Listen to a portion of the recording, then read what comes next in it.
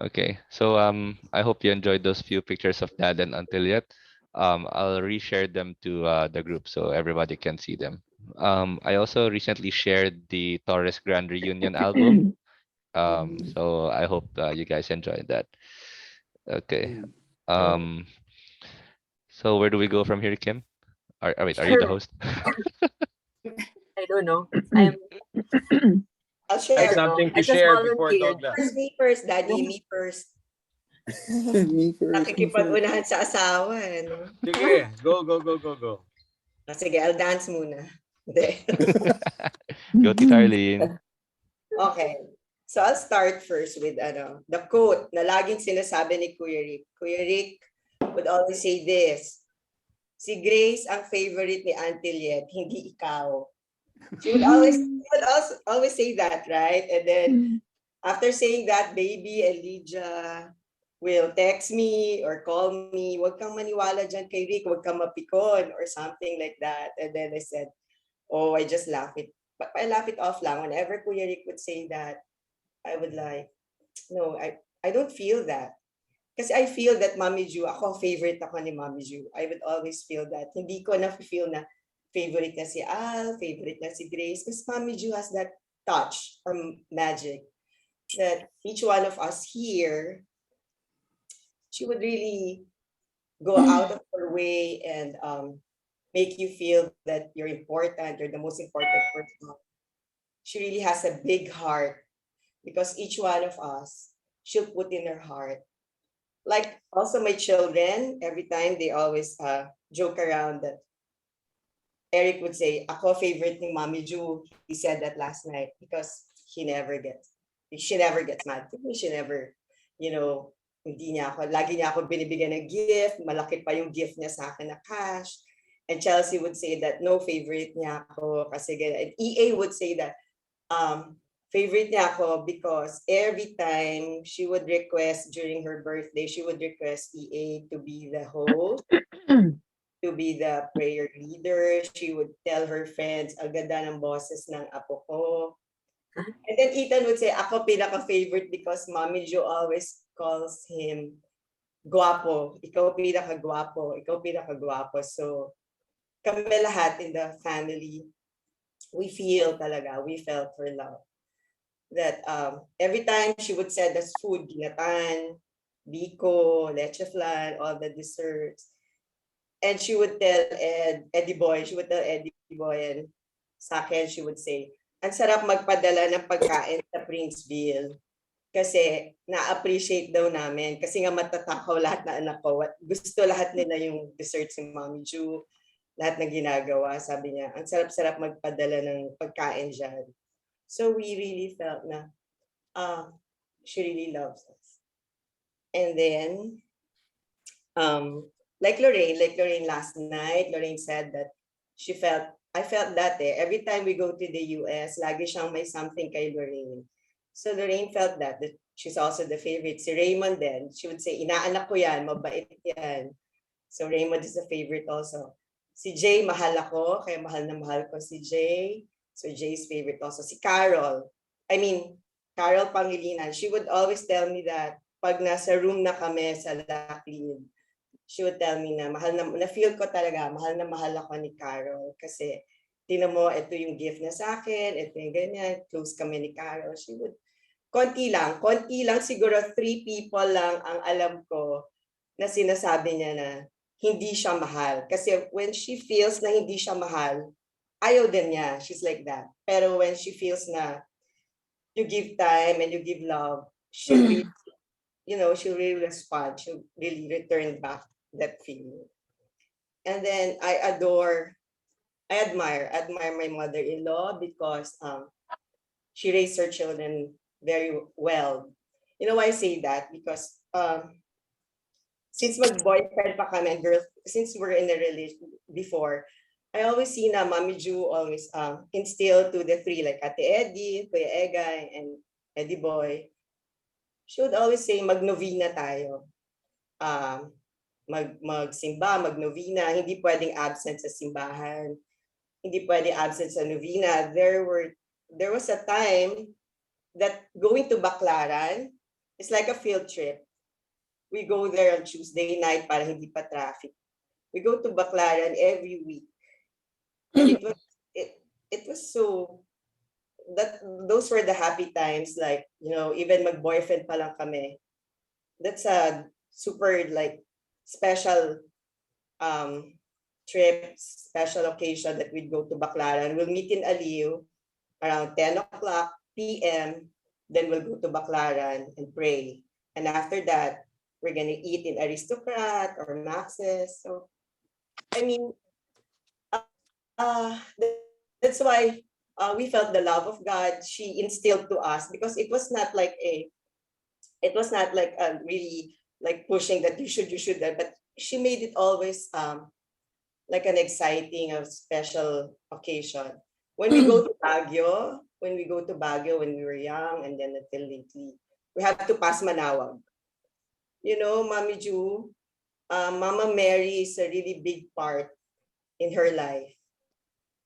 We go to Manawag, and before going around Baguio, we would go to the grotto. She would always say, well, let's go to Mama Mary, let's pray to Mama Mary. And then she would tell us, like, there was a time until now, like Tito Ed and I, we always pray the novena every Wednesday. I'm sure Tita Ega and Tita Grace also, like, we would meet because Mami Ju thought that, you should put Mama Mary in your life. So I really admire that she instilled that to us. What else? Oh, Mami Ju loves to serve also. We know that. Like, I was surprised when I live in Aliw, and before I live there, that she has this every Christmas day. She told me that's my panata habang nabubuhay ako. Magpapakain ako. So, on the 25th, relatives ni Daddy Pax, relatives ni Mami Ju, friends nila, employees ng office, lahat. Aliw was open. The doors are open until like may mga minibus or jeepneys na darating around 10 a.m. You just eat. And then after eating, she'll give you something. She'll give you your pamasko. People would queue and she would give money to the children. And I saw that. And it's so sad, like siguro mga 7 years ago, we have to stop that. Kuya Egay, I remember, had to talk to her because we've noticed every January, every after the holidays, like the first week of January, she would be sick. Her BP tataas, she would have chest pain, and then we agreed that she had to stop because sobra talaga yung, she would cook how many ulams, how many dishes, like there's spaghetti, there's more corn, there's bopis, there's dinuguan, adami, and all the desserts. So napapagod siya, napapagod talaga siya. So we know that she doesn't want to stop. Pero we have to tell her na you have to stop because of your health. Because every year she would complain na mga January 2, January 3, masakit na yung, may chest pain na siya, mataas na yung BP niya.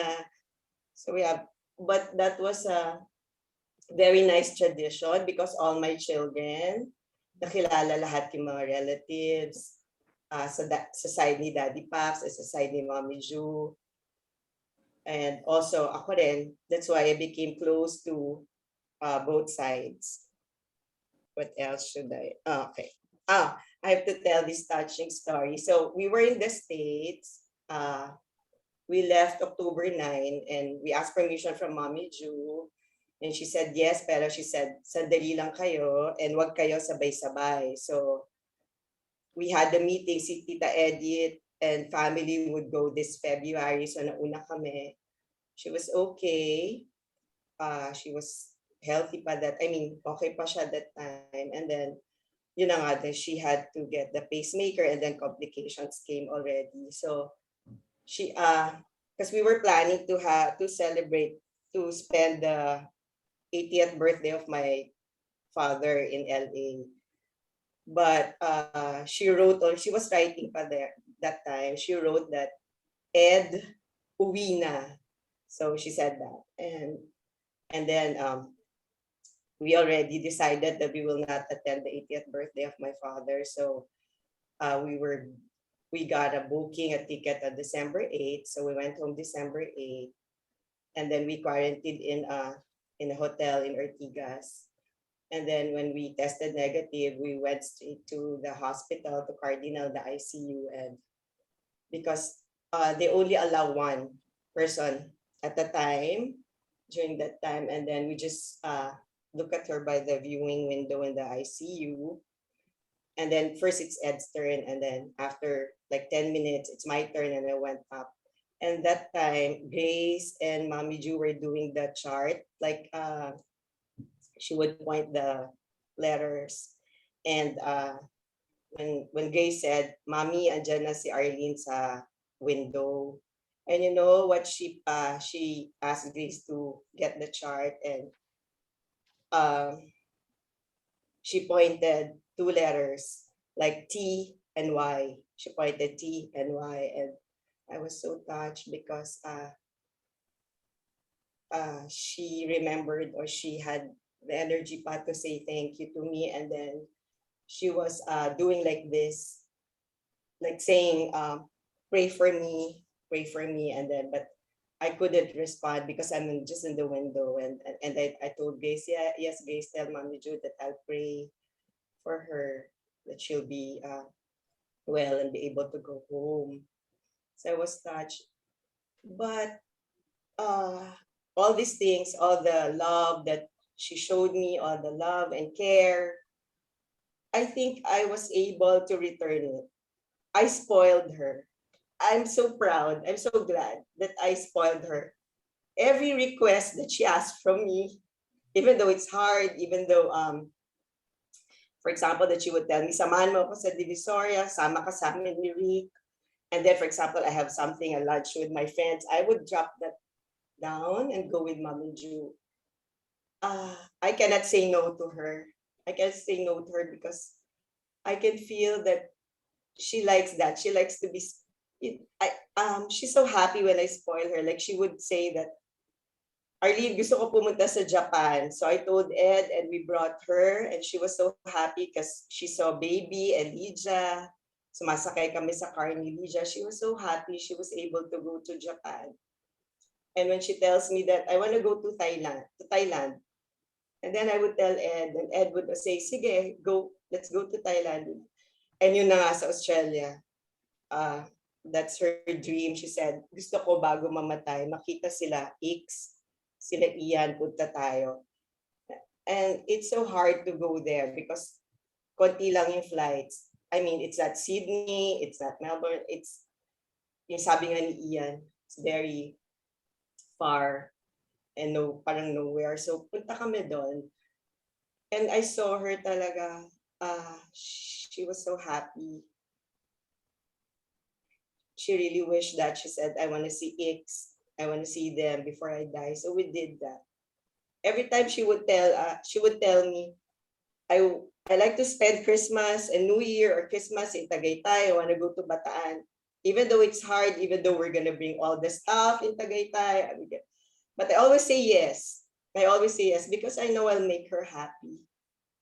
She likes to go to the US, and Ed would tell me, wag ka nang sumama. And I would not listen to my husband. I would give it to Mommy Ju. She would tell me na, samahan mo ako sa US, samahan mo ako sa Divisoria, wala ka namang ginagawa, wala kang trabaho. I love doing that to her, and I'm so happy. I'm so glad that I did that. She showed me her love, and I showed her my love, and I spoiled her all. I'm sure my husband knows that because sometimes we discuss or we argue because he would tell me na, wag ka nang sumama. And then, wala akong magagawa. I would always go with Mommy Ju. Because I like that feeling that I would always say yes to all her requests. So Mommy Ju, I'll miss you. But I promise that I'll continue whatever you like in this family. I'll always guide the children. I always tell your stories. so that I'll keep them so that they'll be reminded of you and what you want.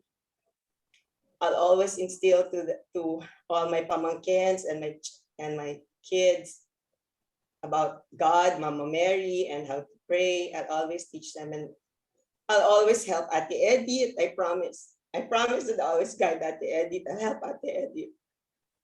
Because Mami Ju would always tell me that, guide mo si Edith, help mo si Edith, tawagan mo si Edith. So I promise, Mami Ju, whatever you taught me and whatever you instilled in me, I'll promise that I'll continue doing that to our family. I love you, Mami Ju. Thank you. Thank you for listening. Thank Thank you so much, Tita Arlene. Thanks, Thanks, Nina. Thanks, Thanks, Arlene. Thank you, That was Arlene. beautiful. Thanks, Mom. Ma'am. Thanks to Special talaga yung presentation mo, Douglas. Dalawa yung pre-event. Si Arlene tsaka ako. You know, lahat yung mga in-laws, anak, pati mga apo nag-aagawan, ako favorite ni Mami Ju. Alam niyo ako, hindi ako favorite ni Mami Ju eh. Isipin mo, si Edith inassign to take care of the money matters. Si Egay inassign to take care of her health. Ako ginawa akong enforcer. Yeah, true yan. Kapag kailangan awayin ng tatay ko, Ed, awayin mo yung daddy mo, may ginawa na namang kalokohan. Yun ang papel ko. That's so true. Kaya sabi ko, ako hindi ako favorite eh. Okay. Pero, Ed, okay, may I butt in. So, pero ang bottom line yan, sige, turo mo si Ed. Parang siya talaga yung ang sangga. Ako yun. Sergeant at arms, tsaka enforcer. Yeah, when trouble comes, turo mo si Ed, sabi mo si Ed. Okay. Walang malay-malay. Kunyari, Ed, yung babae ng tatay mo, may kalokohan ng gagawin. Kausapin mo nga yan. Yun ang trabaho ko. Wala ba si Daddy dyan? Yung caregiver? Ginagawa mo naman Daddy lagi eh. Lagi mo siya sinusunod. Lagi siyang kaya ikaw lagi inuutusan nga. Sunduin mo Daddy mo. Ayaw niya mag-attend. Sabihin mo, sunduin mo. And then Daddy will attend nga. Pag tinawagan lang ni Ed, di mag-attend ka. Oh, okay. Ganyan. So, si Ed talaga aside sa Daddy. So yung ate ko, banker, yung kuya ko, doctor, ako, police. Bouncer. Alright, meron ako i-share. Mabilis lang to before Douglas. Actually prequel ito nung pinresent ni Ian kahapon. Ang title nitong presentation ko, Anything, Anytime, Anywhere for Mami Ju. Siguro, na-mention na rin ni Arlene about, and Ian, of course, yung trip namin to sa Australia. Pero may mahabang kwento dun bago nag-push through yun eh. So one day, sinabihan ako ng Mami, sabi niya, Ed, gusto kong bisitahin sila X tsaka sila Ian sa Australia, punta tayo. Sabi ko, sige, there's an upcoming vacation. I think that was the semestral break of the school, which usually transpired between October and November. So after she told me that, I immediately prepared our visa requirements and of course all the airline bookings. Now, siguro 2 or 3 days later, we received our visas, except for Mami Ju. So 1 week later, hindi pa lumalabas yung visa. The Australian embassy got in touch with me through email, asking me for additional requirements. So which of course we followed. And then 2 weeks later, Australian embassy came back to us again, telling me because of her age, she needs to undergo medical certification that will be done. That's endorsed by the embassy. So we did that. And then the third week came, meron na naman bagong hinihingi. This time, they were asking for an insurance coverage, a medical insurance coverage that should be issued by an Australian company, not any local company here available in the Philippines. So we had to research, we had to get in touch with them. I had to send money. I mean, can you imagine all the trouble? Anyways, fourth week came, no visa. Fifth week, I think we passed on the supposed departure date, no visa. So my mom was quite depressed, and she said, "Let's just go up to Baguio." And of course, you know, just to make her feel happy. Yes, we'll go to Baguio, even though Baguio is usually fully packed with local tourists during the semester break. Yun na nga yung that October and November. But you know, without any hesitation, we went to Baguio. Holy Week. Yeah, Holy Week. Holy Week. Sorry, yes. Yeah. It was April, March. Yeah, I April. stand corrected. So, as usual, Mami just usual departure time. So we left Manila, I think, just before 5 a.m. So since there was a driver for us, so I took a nap. And then when we got to Baguio, I think we got to Baguio around 7 in the morning or just before 8. So I checked my phone. The usual, the first thing I check are text messages, Viber messages, and my email. And guess what I found in my email inbox? The visa of Mami Ju for Australia. And we were up in Baguio already. So I told Mami Jo about the visa being issued, and she said, "You must be joking." I said, "No, I'm serious. You have a visa to Australia." So she said, "What are we going to do?" So I said, "What would you like to do?" And she said, "Of course I want to go. Then let's go."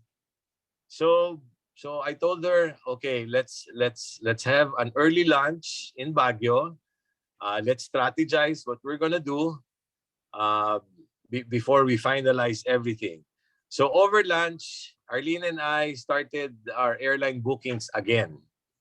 Now, you know how airlines are. The closer you are to your flight, the more expensive it is. So you can imagine how expensive it is already if we're flying during a Holy Week and we're flying soon. So finally, it was too expensive. We decided let's go via points. So we were able to book flights with our points. And then I said, we have airline tickets.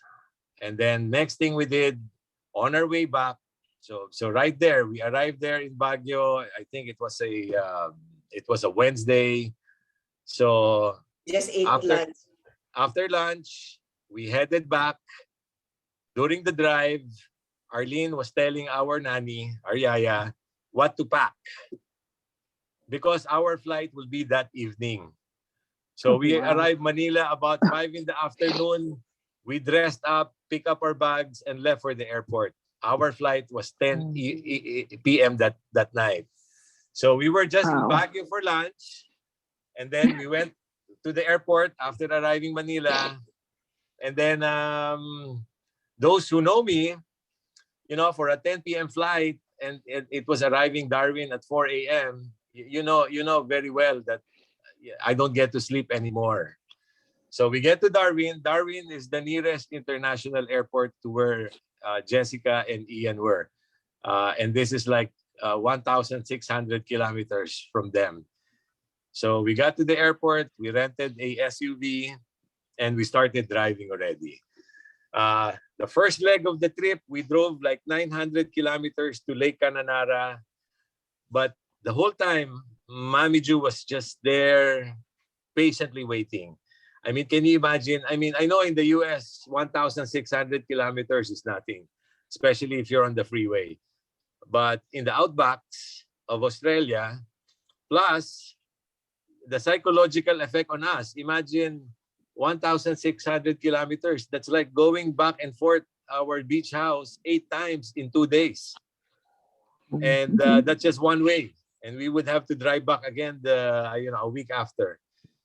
But anyways, Mommy Ju was just there, patiently waiting, seated in the back of the SUV for like, I think the first leg took us like 12 hours of drive, and then the second day took another 8-10 hours of drive before we got to Ix and Ian.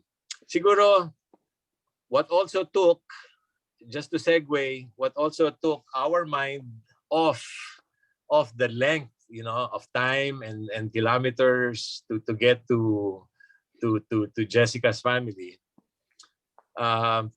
It was quite an event. On the way there, I had no idea about the Outbacks. The first town we passed by, Al was already telling me, let's put gas. And I told him, no, we just drove for like 3 hours. I still have 3/4 in my tank. I think I'll be fine. And that was the biggest mistake in the Outbacks that I have ever learned. So from that first town where I should have put gas, the next gas station was something like 600 kilometers away. So we were practically driving in fumes. So I told Mami Ju, when I started seeing the fuel light warning turn on, lipat ka na sa kabilang car, sumakay ka na kila Al, and then try niyo humanap ng gas. Ako na lang may iwan dito sa gitna ng bundok. because the needle of the fuel gauge was below every line that's available. And we've been driving for like 100 kilometers already with the light on, with the warning light on. Wow. So it was quite eventful. So the whole time, no panic, no hysteria. Mami Ju just patiently waited until we got to Fitzroy Crossing the following day. So to make the long story short, we'll do anything, anytime, anywhere for Mami Ju. Thank you. Thanks, Ed. Thanks, Dad. Thanks, Thanks, Dad. Dad. Great story, Ed. Thanks, Dad. Really good story. You're Thank you. welcome. Thank Hey, you, Ed. Ed. We'll Ed, go out I back have- again if you like. Hey, Ed, I have to go. Mom has to say bye. Her caregiver's here. Bye, So, Antonelli. Bye, Antonelli. Antonelli. Bye, Bye, Nel. Thanks for Bye. joining, Joe. see you guys. Bye, Tita Jo. Bye, Mom. All Bye-bye. right. Drive safely, Joe. Thanks.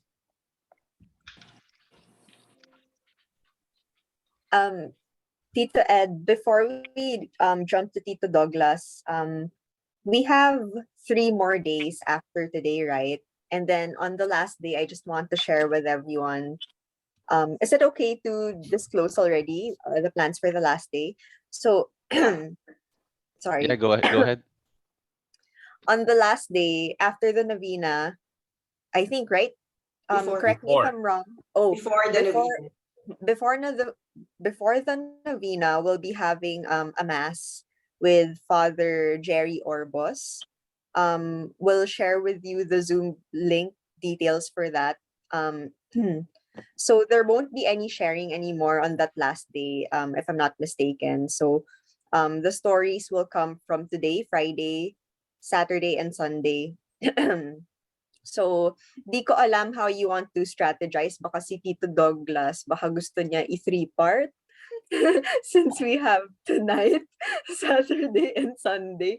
Baka marami siyang baon na stories. Trilogy. Trilogy.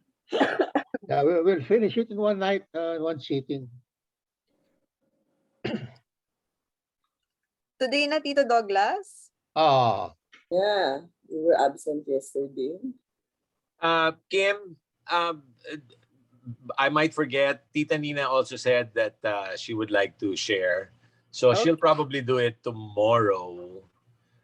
So that's our 7th. And then Yeah. I'm not yet sure who will share on Sunday. But on Monday, if somebody's still willing to share, or if not to share, just to get together, we should be all Okay. right. All right. Sige. So, yeah, the moment we've all been waiting for. Tito Douglas, take the floor. Okay, sige. Thank you. I don't know how to start by sharing dito sa Kiantiget. As I told you yesterday, I've been out of the country for more than 10 years, so yung communication with Antiget, paputol-putol yan eh. But I always make it a point that whenever I arrive Manila, I send her a text just to tell her na, Antiget, nasa Manila ako. Sasabihin naman niya is, magpunta ka rito sa bahay. Pagluto kita, kako Antiget, wag na. Ka na magluto, sabi ko, papagunin mo pa yung sarili mo. Kako pag may oras, dadaan ako dyan, kako, bibisitahin na lang kita. Anyway, so let's go back. Let's look back and analyze. Who is Antiget pa sa pamilya? Who is Antiget? Sino ba siya? Tutumoso ba? And I'm happy that a lot of my cousins are here. Jesse Bojit, Guy, Eddie Boy. I think Baby Sinaida is also around. Tito Romy is also around. But who is Antiget? All the years na nakilala natin, we just call her Antiget. Ano ba ang value ni Antiget sa pamilya? I think that's one thing that we should do. We should sit down and analyze, we look back. Sino ba si Antiget? Who is she to the family? Ako, in the years that I worked with government and attending international conferences, I've been familiar with a lot of words like Secretary General, Director General. Whenever you meet with the officers of the United Nations, yan ang mga title ng mga hepe doon. You meet with foreign governments, yan din ang mga titles. I was just telling myself, kasi Antiget, hindi malayo ito doon sa title na yan eh. Why? Antiget, all her years in the family, she was the point person of the Torres family. If one would go back to the Dimasalang days, siya yung siyempre palaging kasama ng papang tsaka ng nanay. Okay? Siya yung masasabi nating caretaker. When everybody has left, nag-asawa, nagpamilya, ang kasama ng papang tsaka nanay dad is Antiget. So siya yung punong abala sa lahat. And everything. Sabi nga, in any basketball team, you call the center as the pivot. Lahat umiikot sa kanya. She is the pivot sa family. Everything goes to Antiget. Walang usapan ang magkakapatid that the name Liet will not be mentioned. It's always Liet, si Liet. Sinasabi ni Eddie Boy, sinasabi ng mami niya, tawagan mo si Ed. Tawagan mo si Eddie Boy. Let Eddie Boy do it. Turo mo si Ed. Ganon din si Antiget noong araw. The name of Antiget is always mentioned. She is the front, the center, the back ng magkakapatid. That is Antiget. Okay? Siya yung caretaker eh. Now, from Dimasalang, lumipat sa Misericordia. Ganun pa rin. She is there. She takes care of everything. And then, from Misericordia, after Papang passed away, lumipat sa Aliw, sa Mandaluyong. And, tanongin ko kayo, for the longest years, the family has stayed in Aliw.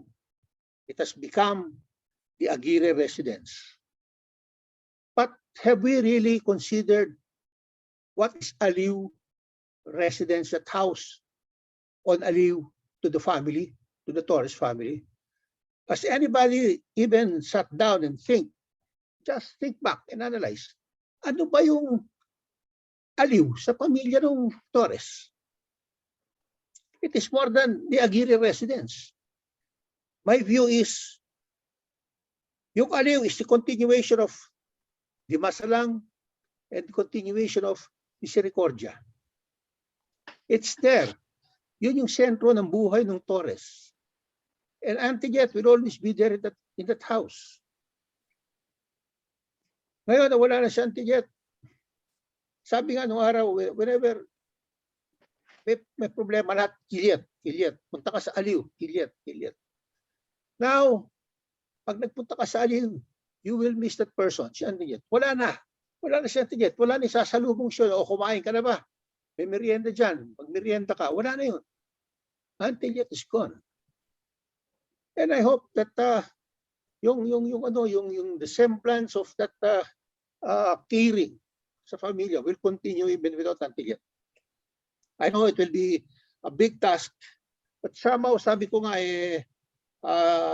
someone in the family might just pick up the gadgets for Auntie Jet. Kung meron pang oras, kung may panahon pa, or somebody willing to pick it up from Auntie Jet from where Auntie Jet left. But that's Auntie Jet to us. Siya yung Secretary General ng pamilya. Okay? Give me an example. Pag nag-reunion ng Torres in the later years after the Masalang and Misericordia, andyan na sa Aliw. Auntie Jet siyempre ang host sa bahay niya. So lahat yan, mag-ambag-ambag yan, may pagkain yan. And talking of kare-kare, nandiyan ang malaking debate. Nandiyan ang malaking kantsawan. For those of you na hindi nyo alam, dyan si Auntie Jet. Okay?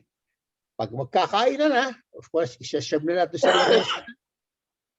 Nandun ang mama ko, Mama Luz, tumutulong yan sa kusina, paghahanda, making sure na lahat ng pagkain doon sa buffet table, kompleto yan, may laman yan. But once everybody starts eating and partake of the kare-kare, nandiyan na ang kantsawan. If you all recall, masayang occasion. Masayang occasion. An occasion that I always miss. Nandiyan yung kakantsawan si Auntie Jet na, Jet, bakit tila malabnaw itong sarsa ng kare? Mukhang tinipid mo ito, walang mani ito kulang ang mani, tinipid mo na naman to. And then someone will make a comment, Jet, bakit puro sitaw to? Bakit walang puso na saging? Diba? Yan, puro kantsawan, left and right. Jet, ba't nalilit ang hiwa nung laman ng kare-kare, tinipid mo na naman to, But that's Auntie Jet. Nandun siya nakatawa lang. Okay, magsitigil kayo, kumain na lang kayo. Puro kayo reklamo, sabi ng Auntie Jet. But that's the beauty of the family. Ang mga pasimuno, ang mga pangangantsaw, you start with Tito Daddy. You start with Tito Ernie, Tito Cesar. Gagatong pa si Tito Pax. Nung wala na si Auntie Tita, gagatong din si Tito Tony. Lahat siyang gatongero. Diba? Lahat siya, mangiinis yan. But nandun lang, nakatawa lang siya. Tumigil kayo, magsikain na lang kayo. But that is Auntie Jet. Diba? Sa kanya, everything is okay lang yan. Kantsawan lang yan, magkakapatid. It's a happy event. No? Sabi nga sa inyo, yung kare-kare, maraming istorya to sa mga apo, no? Mga apo ni Auntie Jet. Maraming istorya to. Let's plan. Go back to let's plan. Ganun din yung let's plan. Pag tinanggal na sa llanera ng let's plan, sinali sa plato, at nakakita ng bula, kantsawa na yan. Jet, ba't ganito yung let's plan mo? Hindi masarap. Ba't maraming bula? Hindi mo na naman sinala ng maayos to. Kaya magko-complain na, Jet, bakit tila nasunog? Bakit ganitong arnibal? Hindi masarap. Diba? Ganon ang kantsawa nung araw. Auntie Jet will always stood the ground and say, kumain na lang kayo. Okay? Because at the end of the day, lahat yan, bubulong na kay Auntie Jet yan. Especially Tito Cesar, Tito Ernie, Tito Jaime. Jet, yung balot ko. Lahat yan, siyempre may balot. Pero kasama sila sa kantsawan, pero hindi sila pwedeng umuwi nung wala silang balot. Okay? That's Auntie Jet. Okay? Again, lahat yan. Lahat yan. Makikita nyo ang presence ni Auntie Jet sa pamilya. Pag may problema ang pamilya ng araw sa mga pamangkin, okay, there is an issue, there is a concern that needs to be tackled as a family. Pag-uusap ang magkakapatid, sino ang sekretary? Si Auntie Jet. Jet, hawakan mo na yan. Jet, ikaw na humawak niyan. Jet, ikaw na magbigay niyan.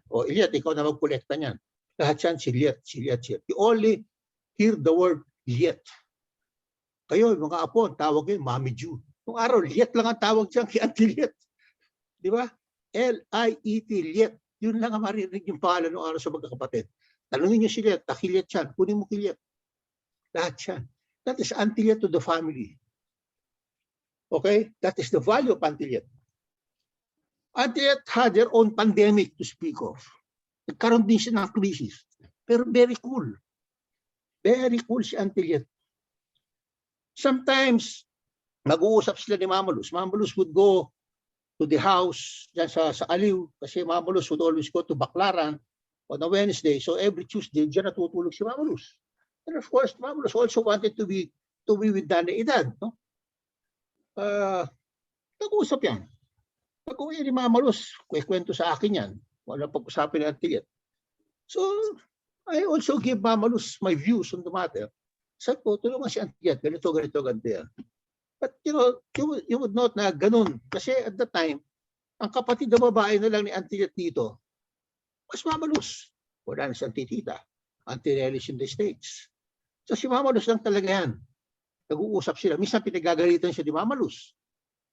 Sasabihin sa akin ni Auntie Liet, babi mo, pinagalitan pa ako. Ako, relax ka lang, Auntie Liet. Pumapatulas si Mama Luz. Talagang ganun lang yan, sabi ko. Minsan may pagkataklesa si Mama Luz. Pero what I can tell you, Auntie Liet, kung meron ka ako isang kapatid, ako na mahal siya, Auntie Luz, ang Mama Luz, ikaw yun. Sabi ko. Ikaw ang bunso eh. Sabi ko, ikaw na lumalagay ng bunso. That is the word of encouragement I always give Auntie Liet. Okay?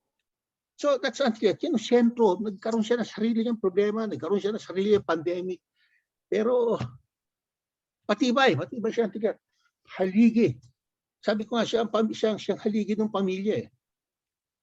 The importance of the Aliw residents, sabi ko nga sa iyo, is continuation of what Papang Andoy and Nanay Edad represent sa pamilya. And that is Auntie Liet. Siya ang gumanap noon for the family. Para sa mga kapatid niya, para sa mga pamangkin niya, at para sa lahat ng apo ni Andoy at ni Edad. That is Auntie Liet to us. And now, we will miss Auntie Liet. Pag nagpunta ka ng Aliw, wala na si Auntie Liet. Wala na sasalubong sa iyo. Okay? May sinabi kanina si Arlene, and I would like to tell you, Arlene, bata ka pa. I've always enjoyed your company. Anak ni yung nanay mo, batang maliit pa ako, nagpupunta na sa Dimasa lang yan. Okay? That's why, nung makita kita, sabi ko, itong taon to, kamukha ng nanay niya.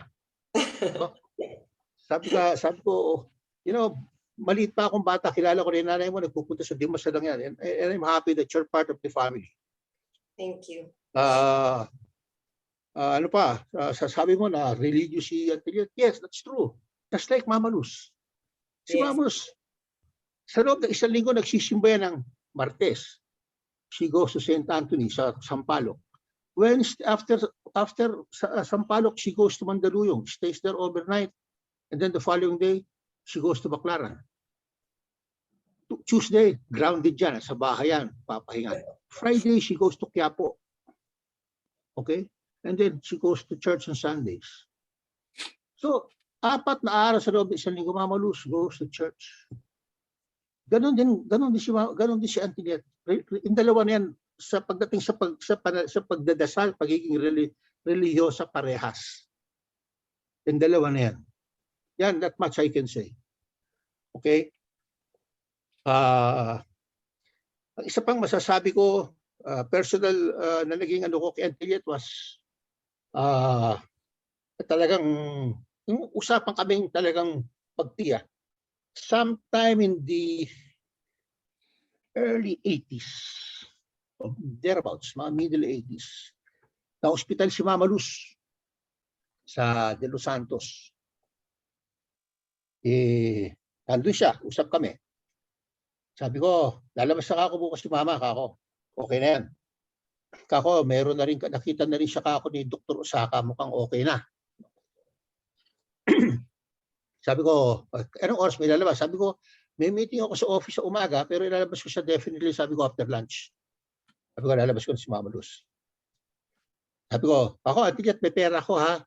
Kaya meron pang gasto sa ako sa Mama Luz sa akin. Walang problema. Okay, sige, bahala ka. So the following day, after lunch, nandun ako, mga 12:30, I went to the accounting office. Sabi ko, pwede kong paki-prepare na yung sa ganung room number. Just couldn't remember the room number. Yung Chonlock Luz, sabi ko. Tinignan ng accounting, may nagsalita isang babae. Nabayaran na ho kanina umaga yan. Tapos na ho. Paano mababayaran? So the first thing I did was, I got a telephone. Nakihiram ako ng telepono sa nurse station sa may kwarto ni Mama Luz. And I called that, Tilyet. Binayaran mo ba ako yung hospital? Oh, ba't mo binayaran? Di ba sinabi ko may pera ako? Ba, ako yung napag-uutusan lang. Usapin mo yung ninong mo. Sino yung ninong ko? Tito Dading. Utos ng ninong mo, bayaran ko. Again, nasan si Antilyet? Nandun pa rin si Antilyet. Siya yung Secretary General ng pamilya. Siya yung nagbayad. Utos daw ng Tito Dading. So nandun si Antilyet na Secretary General doing the work for the family. So, kausapin mo lang ang ninong mo, sabi niya. Tapos niyan, basta kausapin mo lang ang ninong mo, nabayaran ko na yan. Sige. Thank you, Antilyet. Sabi ko, ako gusto ko makalabasan ng ospital at mauwi na si Mama Luz. So umuwi kami. Pagdating sa bahay, I went to the house of my mother-in-law kasi wala pa akong telepono noon. Bago pa lang yung bahay. Tinawagan ko, Tito Dading. Sabi ko, Tito Dading, ganito ho. Ba't ho niyo ako binayaran? May pera naman ako eh. Sabi ko, Tito Dading sa akin, inutos ko na Kilyet Sam. Sabi niya. Saka alam mo, Douglas, nung araw ako, nung wala pa akong pera nung araw, pag wala akong pandate, wala akong pampanood ng sine, palagi ko inuutangan ng mama mo, ang mami mo. Palaging sinasabi ko, Luz, utangin mo naman ako. Pag yaman ko, babayaran din kita. Kaya ngayon, nagbabayad na ako sa mama mo. Okay na yan. Kaya alam na ni Antilyet mo yan. Oo nga ako, nabayaran na ni Antilyet. Okay na yan. Tama na yan, okay na yan. Para lang ako nagbabayad ng utang sa mami mo. So again, nakikita nyo yung pamilya, di ba? Nandun sila magkakapatid. They meet as a family. Lahat sila magkakapatid kapag merong pangangailangan ng isa. They get together. Siyempre, at the end of the line, nandun si Antilyet. Antilyet takes care of everything. Siya yung sugo ng pamilya. And that is Antilyet to the family. Kaya lahat ng pamangkin, ang bukang bibig, si Antilyet. And I hope it continues. No?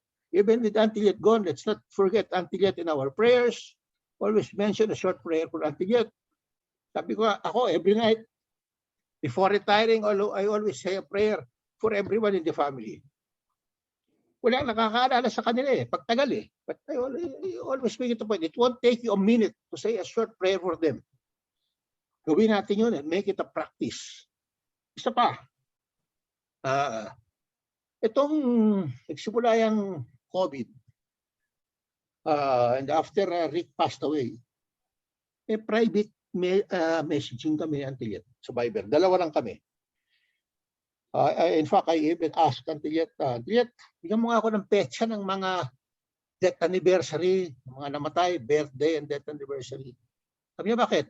Kasi kako, Antilyet, alam mo ko, nagpapamisa ako palagi buwan. I've been doing this for many years. Natatandaan ko lang kako, yung birthday ni Nanay Edad, kamatayan ni Nanay Edad, birthday ni Papang Andoy, kamatayan ni Papang Andoy, tsaka kay Mama Luz. So that, sabi ko, gusto ko mabibigay mo sa akin, nakakapagpamisa ka ako monthly. And I do it, sabi ko, sa Tondo, sa Santo Niño de Tondo. Okay? Sabi niya, sige. So kanya na ginagawa namin. Kaya you will note that sa Viber group natin, palagi ko mine-mention yan, di ba? But let us remember the soul of Tito, Tita, whose death anniversary we commemorate, whose birthday we commemorate. Because nagpapamisa talaga ako. Okay, I do that. And sabi natin, mabuti ka pa naaalala mo yung mga tiyo-tiya mo. Ako lahat ako. Bigyan mo lang ako ng petsa. In fact, nung yung kay Tito Ernie, ang Tito Ernie, nung buhay pa si Rick, Tito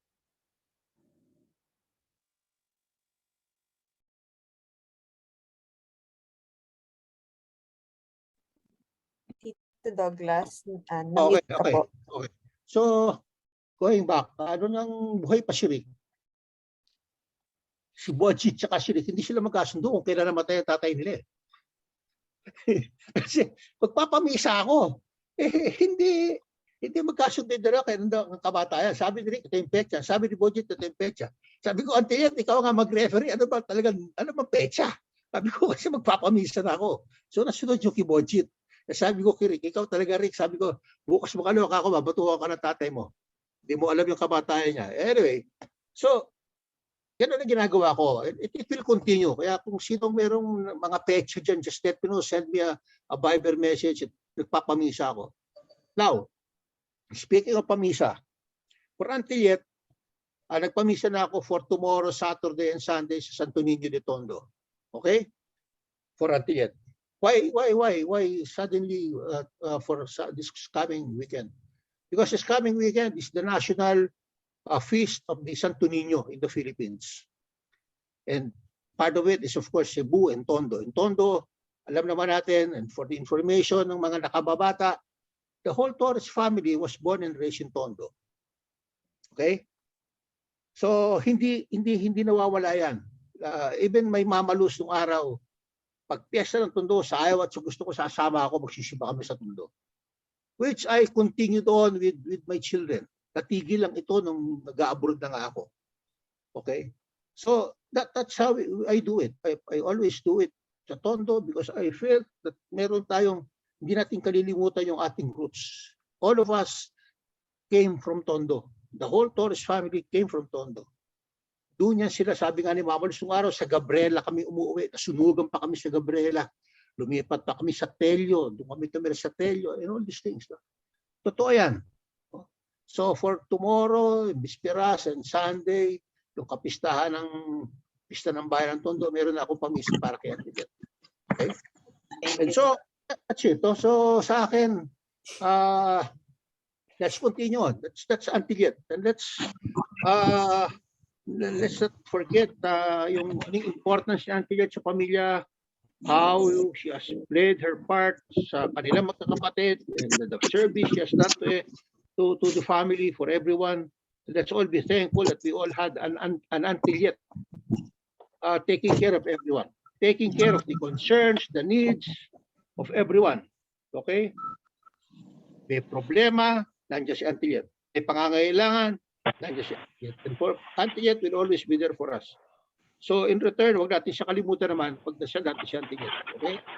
So on that note, allow me to end the sharing for Antiget. Ang tiyan, we all value as a person. The contribution she made to the family for keeping everybody solid, grounded, okay? Walang mawawala sa pamilya. Everybody, sabi nga nobody's left behind. Nandiyan si Antiget. Kapag nandiyan si Antiget, lahat kasama. Hindi pa pwedeng may maiiwan. Okay? So that's all. So salamat. Thank you, Douglas. Thank you, Douglas. That was epic. Thank you, Tito Kuya Douglas. Douglas, I remember, Thank you. Kuya Thank you, Douglas, thank I you. remember when you go to Aliw dati, meron ka ng half gallon ng ice cream sa mami. Doon mo kakainin. Alam ni Antiget Chan that I am an ice cream eater. Doon ka kakain sa family room sa taas. Mag-isa ka lang. Oh, totoo yun. Totoo yun. Yeah. Totoo. Akyat Totoo na yun. naman Hindi si pa pwede Douglas. mawawala yung ubi ice cream. That is my favorite. Sabi niya, Arlene, akyat mo na kay Douglas yan. Paborito ko yan. Kakainin mo lahat yon, uubusin mo lahat yon. I remember that. Laging may ice cream dapat. Oh, totoo yun. Totoo yun. I agree. Totoo yun. I don't deny that. Kaya favorite ka rin. Favorite ka rin. Oh.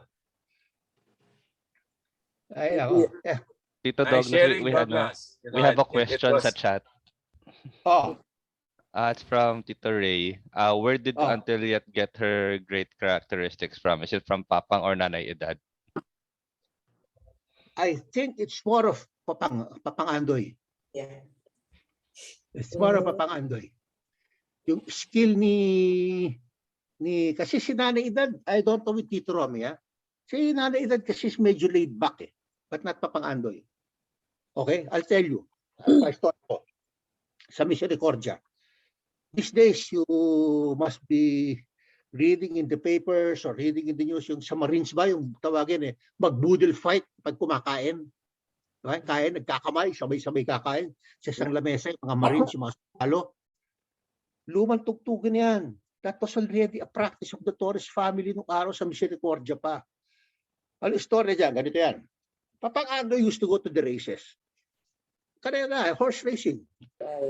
Kapag San Lazaro, uuwi ng tanghali, magla-lunch. After lunch, bubulungan ko na yan. Pang, sasama ako siya, punta akong karera. Siyempre, mama ko hindi papayag. Siyempre, abogado ko, ang Papang Andoy.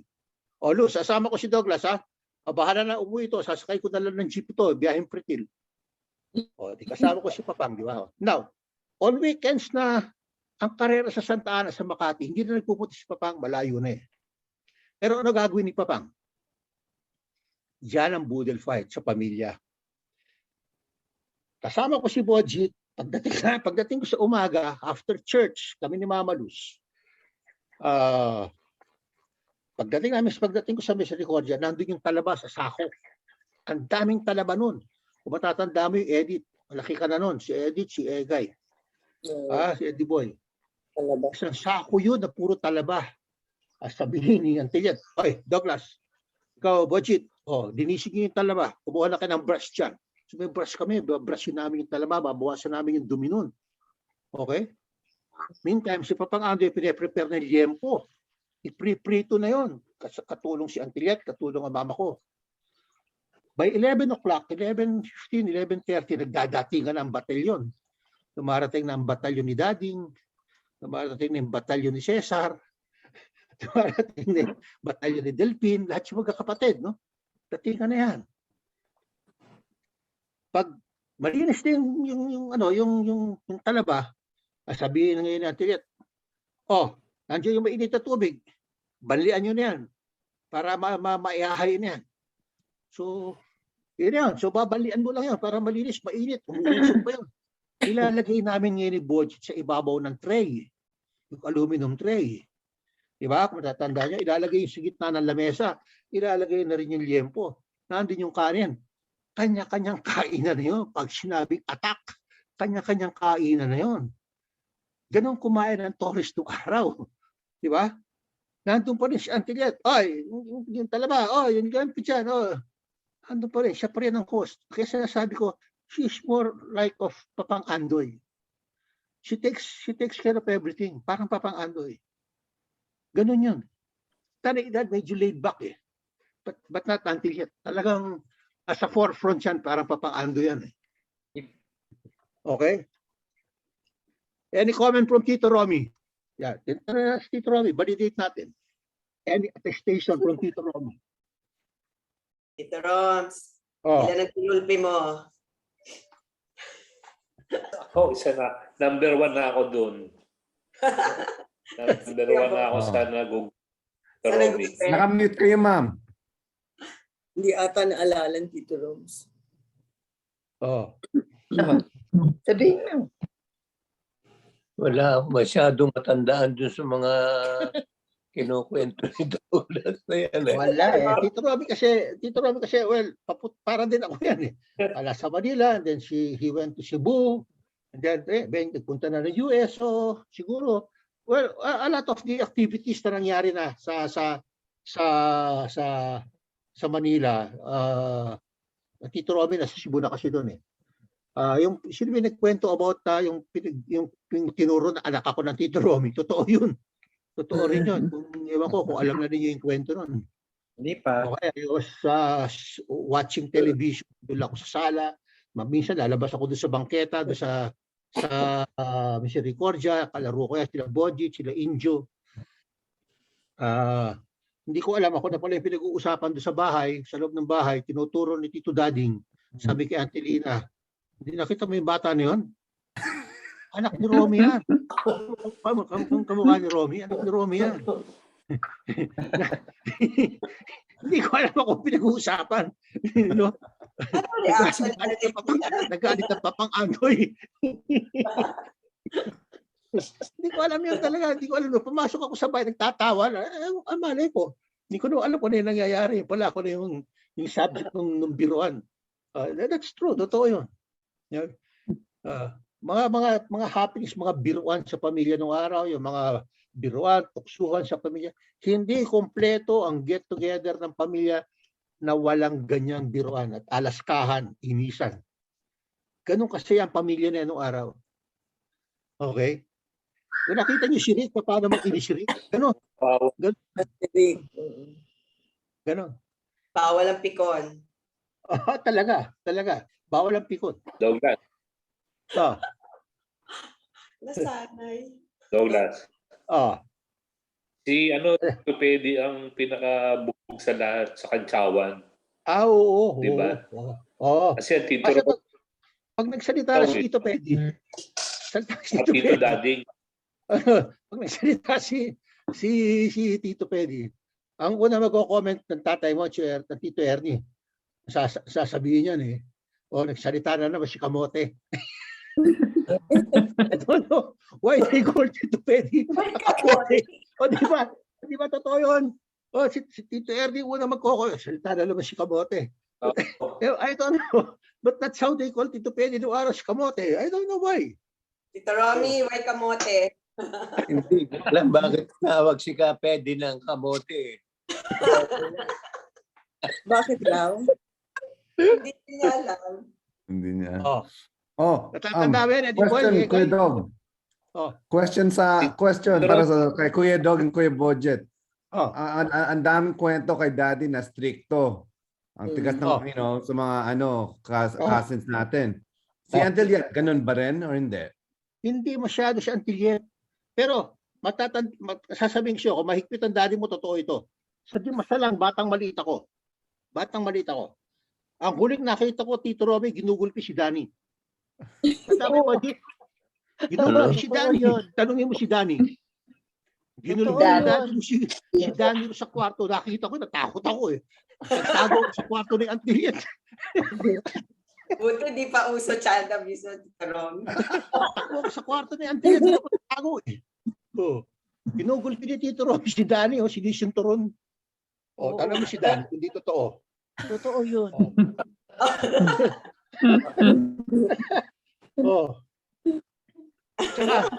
Tsaka si Uncle Yet sa Dimasalang, yan ang takbuhan ko, taguan ko yan Bakit tamo? Si Tito Romy, may kaibigan niya nung araw si Bio. Si Bio, pag darating yung pag Sunday sa Dimasalang, nagtatago ako ron. No, bakit? Ang hilig mangurot. Palagi ako'y kinukurot nun pag nakita ako nun. Si Bio. Panagsagdanan doon sa Dimasalang yun, tatakbo na ako sa kwarto ni Auntie Yet. At sabi ni Auntie Yet, bakit? Nandiyan na naman yung nangugurot. Sasabihin ko, nandiyan na naman yung kukurot sa akin. Si Bio na naman, lalabas si Auntie Yet. Ay, Bio, takutin yung anak ni Luz, sinatakot mo na may anak ni Luz. Ang lakas kasi makakurot nun, si Bio. Totoo yun. Pag kinurot ako sa piste, nakaputya maniwala ka, namumula yung piste ko. Ang lakas makakurot talaga ng tao na yun. Yeah, kilala namin si Tito Bio. Video now. Sabi Bio, yung anak ni Luz, tinatakot mo na palagi mo kinukurot. Funny. Talaga, mga panahon ng araw. Ano pa? Ano pang question? Yeah, this is Ray. I was wondering if very nice, Douglas. It's nice to hear the stories. I was just wondering if the nieces and nephews here on the call experience this the belt and the the punishments that we received from our Taurus parents.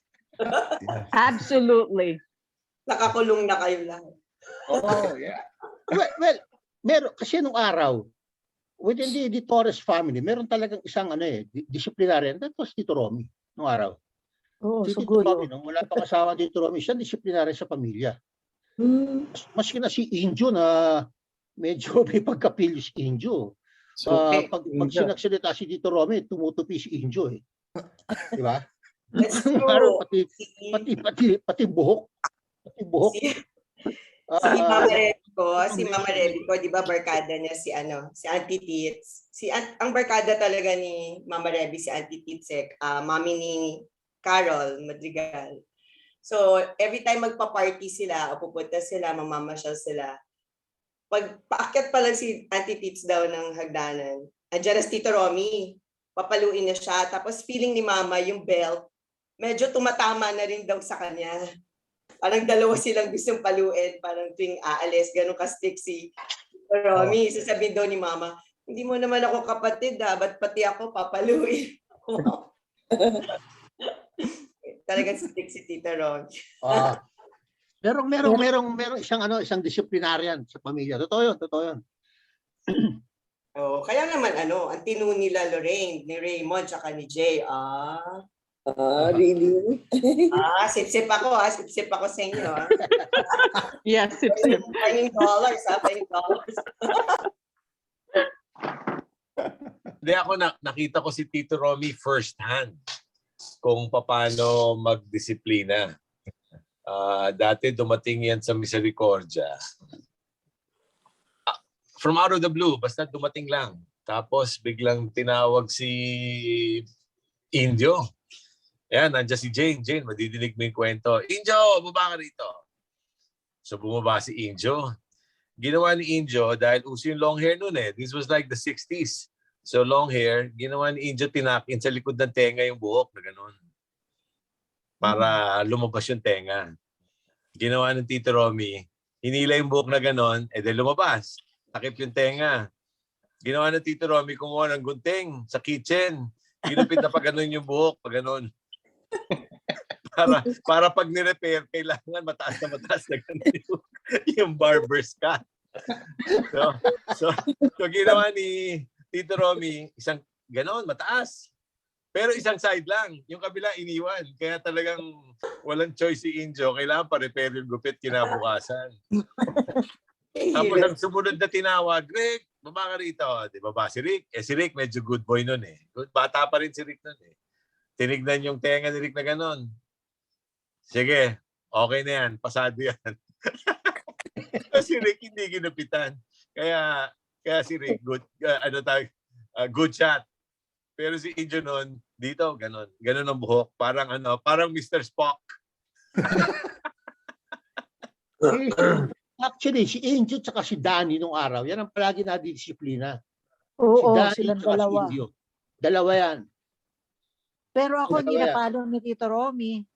Hindi niya ako napalo. Kami rin. Pebs. Lahat lang No, Tito Romy, hindi mo ako napalo. Nakastay ka rin, hindi ba? Sa bahay. Mas mahigpit si Tito Romy sa mga lalaki. Oo. Doon yun, marami napalo namin. Yung paglilinis lang ng bahay. Nako, pinakamahigpit ang Auntie Nelly. Ay, correct ka dyan. Saka Auntie Liat. Pag naglilinis ka ng bahay, oo, yan, mahigpit. Ang Tito Romy, mahilig mamalo yan. Ako, kawawa ako dyan. Pag babasahin kami ng libro, tatanungin ka pagkatapos. Pag hindi ka nakasagot, bato ka kaabutin mo. Tsaka yung matutulog ng tanghali, gusto nila natutulog ng tanghali. Nung time na yun, mahilig pa kami maglaro. Pag hindi kami natulog, papaluin kami ng sinturon yan. So, yun yung mga natatandaan ko. Di ba, Tito Romy? Kaya nung nagpunta ako sa Tito, Hindi na. one time na, grabe yan sa disiplina. Pero at least, dinala namin yun hanggang mag-asawa ko, yung disiplina nila, pati si Auntie Liet, ganun din. Pero natatandaan ko, pinakamaigpit sa linisan si Auntie Nelly. Pinipingot kami yan. Oo, grabe, Inis no? Kami ni Danny. Dadaan si Auntie Nelly, hahawakan yung pasimano. Pag may alikabok, pikot ang aabutin mo. Okay, speaking of Antinelli, alam niyo nung araw, Sabado di Masalang, every Sunday afternoon, ang merienda namin hot cake. Antinelli gumagawa. Natatandaan niyo yun? Yung Yes. pinaglulutuan ng kulay itim na plancha na bakal, yung flat na bakal. Buhay pa ba yun? Parang buhay pa yata. Itatago nyo, ano na? Napaka-importante nun. Ilang apo ni Ando yung napakain ng hotcake dun. Di Masalang. Di ba? Pag nagluto ang Tinelli ng hotcake every Sunday afternoon, nakapila na lahat sa lamesa, nakahilera na lahat yung hotcake, dadating na lang siya. Doon niluluto ni Antinelli hotcake. Hindi ko alam kung ano yung hotcake, pero doon natuto akong kumain ng hotcake kay Antinelli. Yung plancha na itim na yun. Sinasabi, ang lolo Paco daw ang gumawa nun eh. Tatandaan ko. Tago mo yun, Egay ha. Kung ayaw mo, bigay mo sa akin. Nahanap ko nga, hindi ko makita yun. Alam ko yun. Oo. Asa na kaya? Okay. Kasama yan ng tsokolate yung batirol. Oo.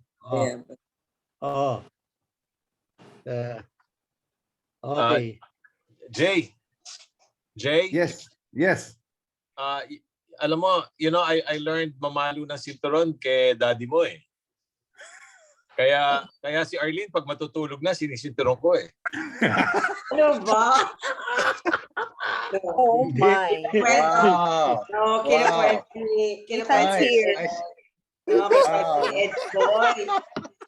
ni Eddie Boy, pag pinapalo sila ng sinturon, naglalagay siya ng karton sa puwet. Di ba? Ang daya. Kami yun ni Rick. Ikaw na lang. Okay, naka-on cam na ako ha. Pag may mga R18 na, pumapalag na yung mga Wait, pumapalag na yung mga pamangkin. I can confirm yung carton to help relieve the belt. Right. Kwento ni Dad yun sa akin. Your dad told you about that. And then when Dad told me, I tried it then. So before he hits me with the belt, he checks if I have something on my pants. Lahat kami naggaganon, pero nabuko yun ni Tito Romy tsaka ng tatay ko. Yung karton. Kasi iba tunog pag Iba yung tunog. Hey, budget. My mom and dad, they took the clothing on the butt. They took that out of the equation, so you couldn't even wear a carton. You had to show the bare butt. Wow. Yeah. That was the first time I ever mooned anybody was my mom and dad. Palo din kayo. Really? Oh, yes. Wow. I can attest to the palo. I mean, yes, ako, yes. Ginawa ko yung kay Eric ginawa ni Eric tumawag ng 911 eh. So may mga pulis na pumunta sa Classic Eric. Alam mo, meron ako naalalang kwento about Rick and tatay mo, Jit eh. One afternoon, si Rick, tinuturuan mag-drive si Edith. Doon lang sa loob ng garahe, atras abante. And at that time, to our cousins in the US, we used to have an army jeep. Yung mga surplus na wheelies army jeep. So you can imagine how sturdy those jeeps are, right? So they were going just back and forth inside the garage, and then apparently Edith made a mistake and lift the clutch abruptly while stepping on the gas full speed. Yeah. So the jeep destroyed open our gate, crossed the street, and smashed on the hollow block wall of our neighbor. So of course, the first thing that Rick did was to bring in the jeep inside the garage again, and Tito Ernie, without checking on the condition of Rick and Edith after the accident, the first thing he did was get a cement and plaster the wall of the neighbor to make sure that the neighbor will not find out that their wall is destroyed. So that's the first thing he did was to get the cement, and then I see him rushing, and then that spade and trowel, throwing the cement, fixing the wall of the neighbor. So, Para walang ebidensya. No evidence. yeah. I have to share a story, not with about Until Yet, because it's birthday of Kuya Rick. So Rico, I think all the cousins that were here would want to share this to at least make everyone laugh here. Was this happened in Laclede? There was one day everyone went out, and then when we all got back, and I think my brother and Reyna, everyone can share and share their thoughts here. Pero what happened when we got back to Laclede, the whole back of my dad's loft, where they're sitting right now, was flooded. Was flooded full of water. And we were like, whoa, what happened? What happened? And your dad actually clogged the toilet and flooded the whole back of my dad's. Yes. Yeah, he had such a large number 2. It literally backed up and it would not stop. It was flowing over, and it floated. So we were stuck cleaning the bathroom. Yeah, we were all there cleaning the whole whole bathroom in the back. I mean, it was a bucket full of Tahimik water. lang si Kuya Rick nun eh. and he wasn't happy. We like, Rick, what the heck? What happened? This was the first time we saw your dad picon, because we were able to tease him. And us getting teased. Swerte namin yun eh. Pagdating namin ni Ed, malinis na.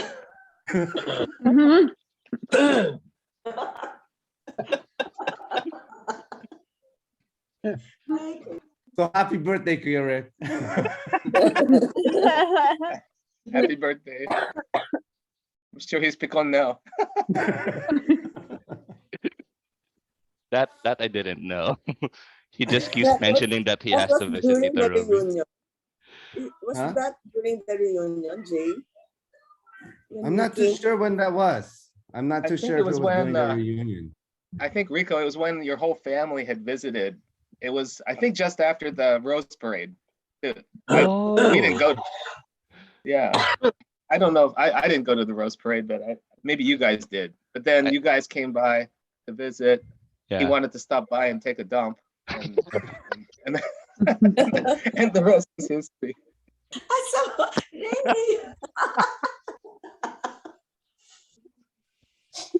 He should have left it along the parade.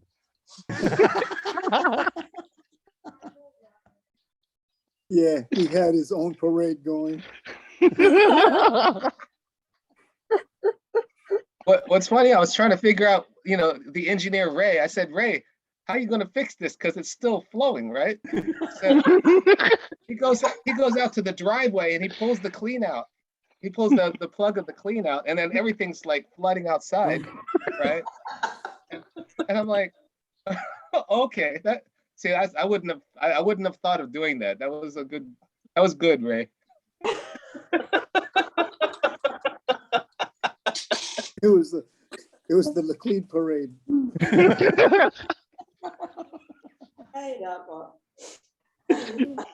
Engineer, thank you. So, basically, Ray, basically you can now say that, those who cleaned, like you, Jay, Ray, Raymond, you can now say that you've touched the soul of Rick. But Kuya Ed, it was weird. Even though we were so mad kasi baha talaga yung den ng daddy noon.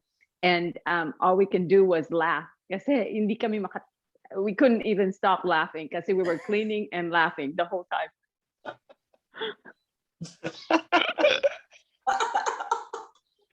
Question. Anong ginawa ni Rick? Nagpupo. Nagpupo. So after what did you do? Umalas sa banyo. Any reparations? Any did you No, charge him tahimik for lang si Kuya Rick damages? noon the whole time eh. Hindi siya makasalita dahil hindi siya makasalita noon. He was just quiet. Lorraine, parang sinisisi niya si Daddy Pax eh. Sabi niya, hindi ako yan. Hindi ako yan. Si Tito Pax. Hindi Yeah, kasi he did nakita not ko want to si... take. He did not want to take ownership of that dump. He said that Kasi it had to be ako- somebody. Right, kasi nung lumabas si Kuya Rick nun sa banyo, ako bumaba. Then na nakita ko yung puddle. Sabi ko, saan galing tong tubig? And so that's when I told everyone, sabi ko, hey Jay, who did the thing here? And then so, doon namin nakita lahat yung tubig. So I knew it was Kuya Rick who did it.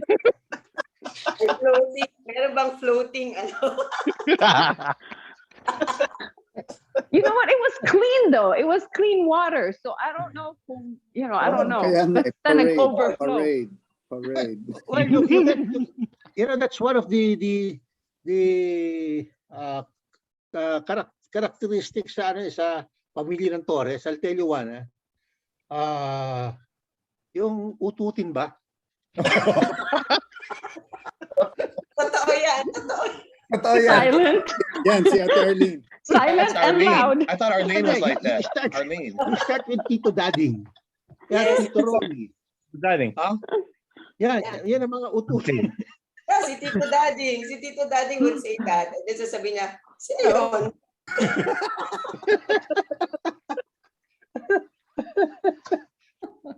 Tito Romy, number 1 din yan. Yan. Umuot ko, tapos kunyari walang alam. Yep. Sa generation namin, si Rick. Oh. Pinahatak pa yung daliri.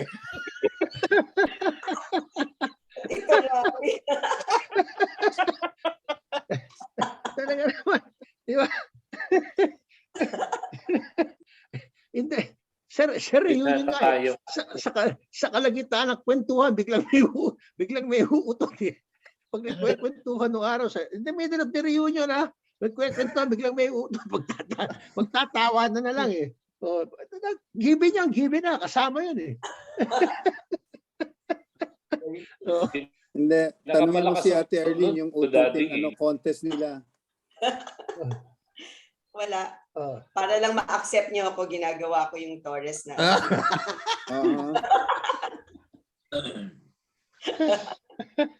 I think you need to ask Joey to leave.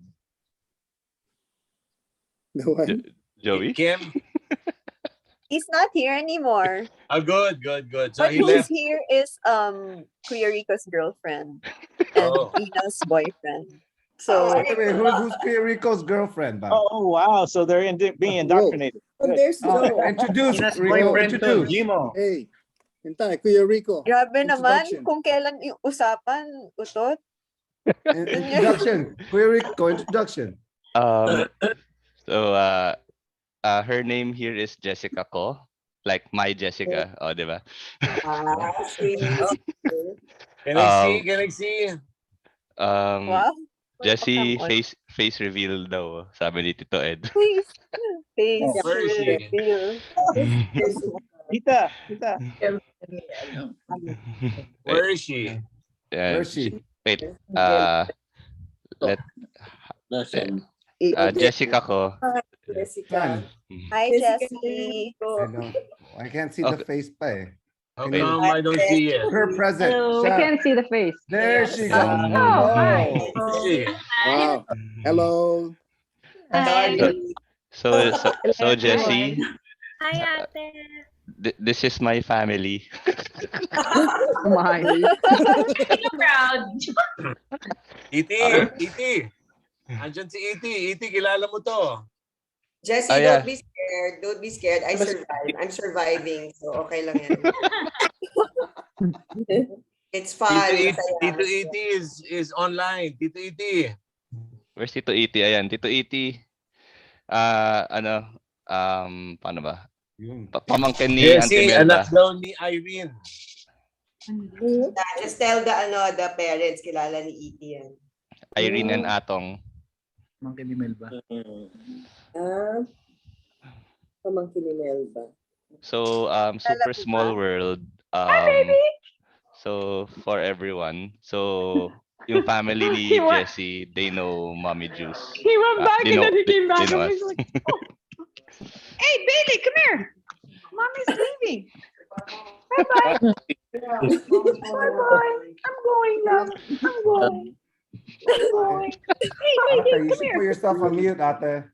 Hindi, nakita mo? Unison. Oo. Yan, Yun yun.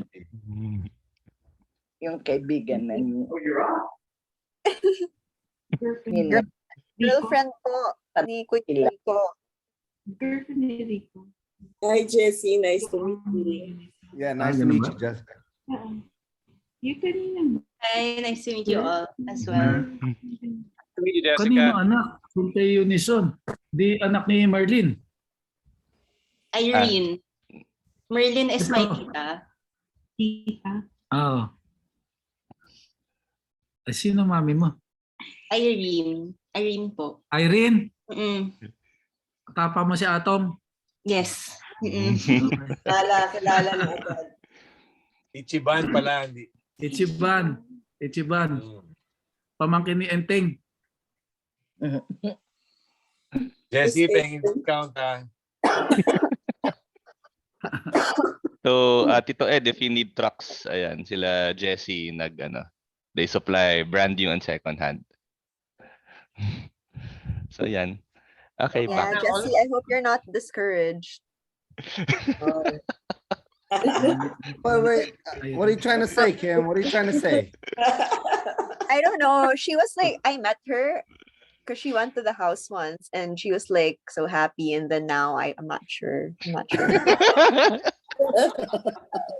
Come to think of also Gmo. Jay, come to think of it, we were talking about this Rico's dad. I know.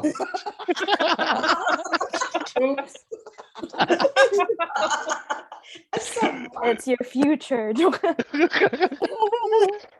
May training na yan na onte. Oh gosh. So, as a legacy, Jessie, Rico's dad left something memorable in the US. Enough. Behave. And they were able to touch his soul. Yes. Very true.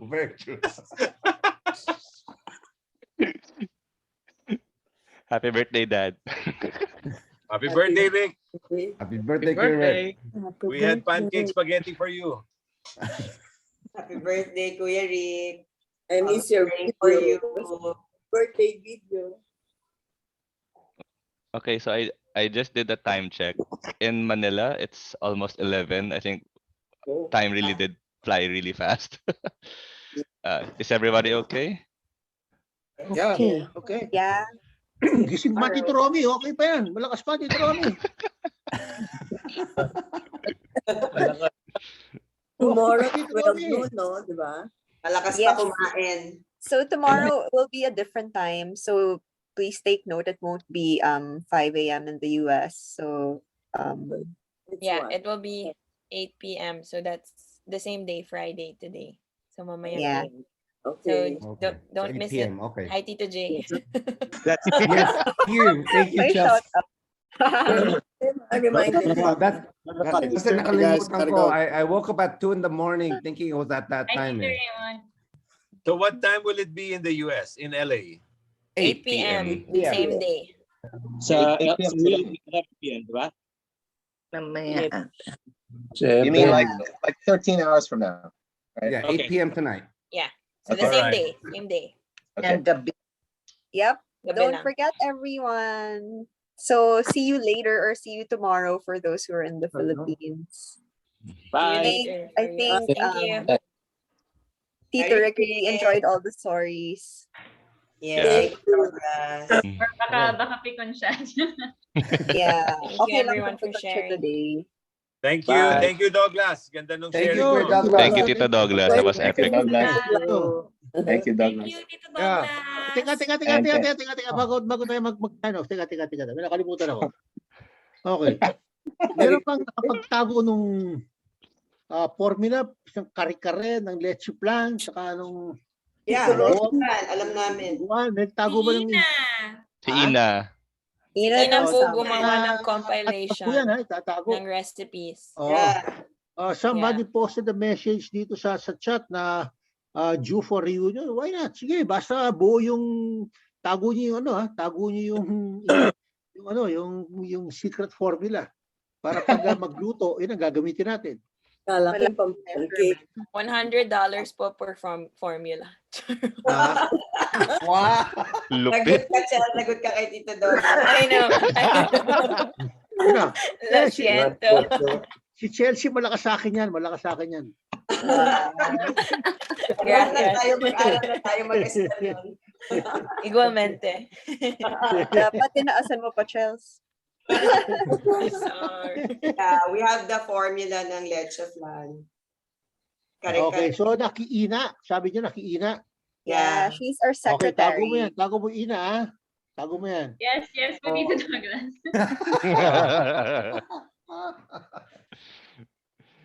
Okay. All right. Okay, thanks guys. Tito Romy. See you, Tito Romy. Sige. Okay. Happy Okay, birthday, Bye. Tito Ray. Thank you. Happy Thank you. birthday. Bye. Nice meeting you, Bye. Jessie. Good night. Good night all. Good night. Night, everyone. Good morning. Bye-bye. Jay Ray, I have some belting to do.